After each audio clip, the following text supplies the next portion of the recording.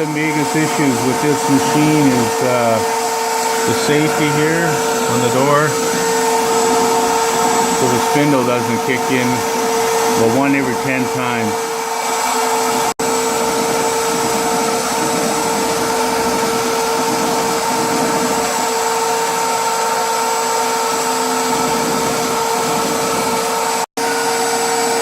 Okay, so just doing the last couple passes here.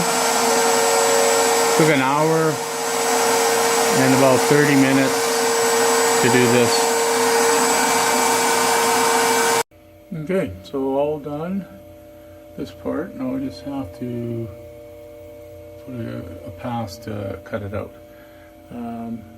Real messy in here. Very warm.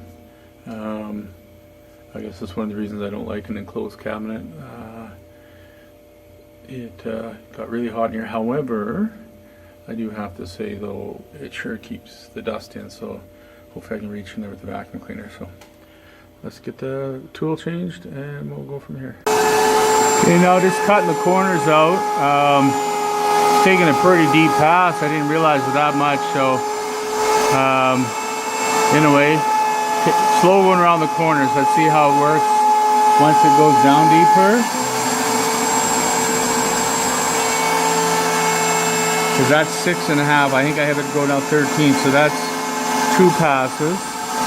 So we'll do 4 passes total. So I was going down 1/8 of an inch per. So the last one coming out, it's going to move on me, so hopefully it doesn't do any damage.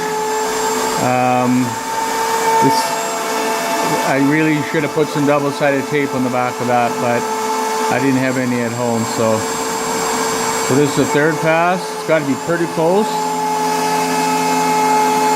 to being through. It's 0.975, and I have it programmed for 13 millimeter. That's a 1/2 inch MBS, so that should be pretty darn close. And we'll see, I guess, once this gets around.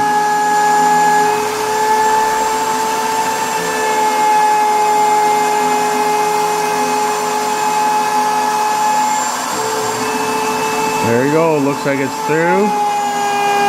So it's cutting, you can hear it cutting into the Baltic birch. I'm surprised with that Mickey Mouse clamping system it actually is holding. So but definitely can hear it cutting real wood. And what a mess. This should be the last one. You can see it lifted a little bit over there. And there it fell. And it's done.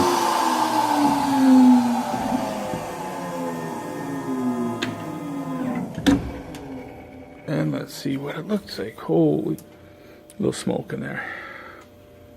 But there it is. So there it is. Pretty cool.